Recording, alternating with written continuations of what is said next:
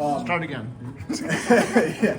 So I'll take it's both. a 130-year-old building. It's a historical landmark in Kenosha. It's never been recorded in before. It's entirely acoustically designed. It has a stage, a world piano, all that stuff. You know, like it's a nice space. Like we'll swing by just to take a look at it as soon as we can, and we'll get a scheduling.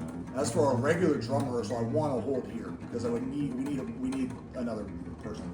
You know, we need at least like a rhythm guitarist or a bassist, and that way at least me and you can switch out on other things if we have to. You know. Yeah, those are essentially the stipulations of the place. You know, we have to give them a lot of freaking notice to use it. Totally fair. We can't just live in there.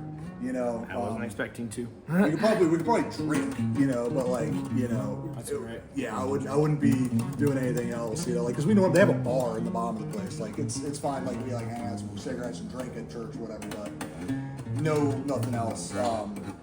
What else? Oh, and there's a theater in downtown Kenosha. That is another venue we're probably going to use. That one has. Use that for vocals, probably, right? Yeah, that would be good for vocals. Yeah, this place would be good for vocals too. I do want to try to utilize that Tascam 24 as much as possible.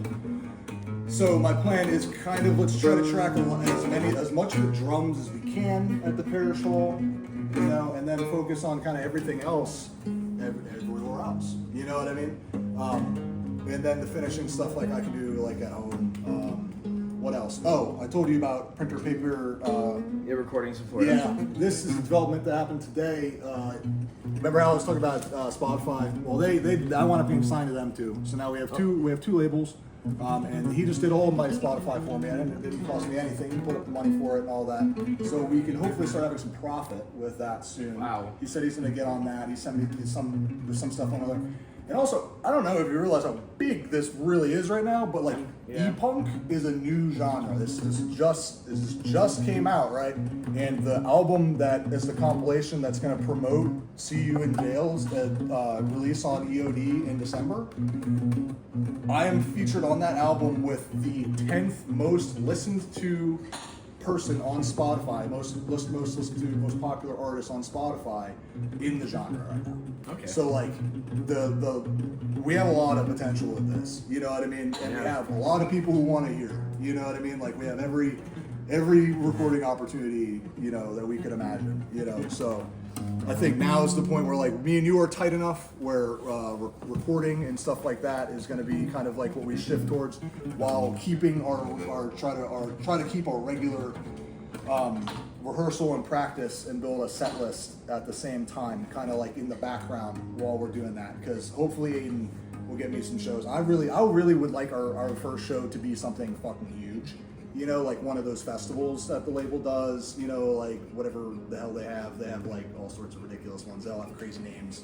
But one of his festivals would be fucking sick. You know what I mean? Because then we're there with like people who are already super established. Everybody, you know, there's going to be a lot of collaboration with people. We're going to be able to meet people who probably want to work together. And then that just expands, you know, the whole thing, bringing more people into it. So that's really all the developments that I've had, and just trying to bring people around. I talked to that guy Igor too. That Bode saw. That's a really useful textural device. So I'm probably going to try to bring him around for some of my more like pre-mastering mix down stuff to really add a lot of textural elements to things, and give him an opportunity to be heard too. So. Yeah, those are really the developments. I think Shane's still on the fence about coming out Tuesday, just because obviously he like just had a kid and all that. And his wife's not feeling well either, right? Yeah.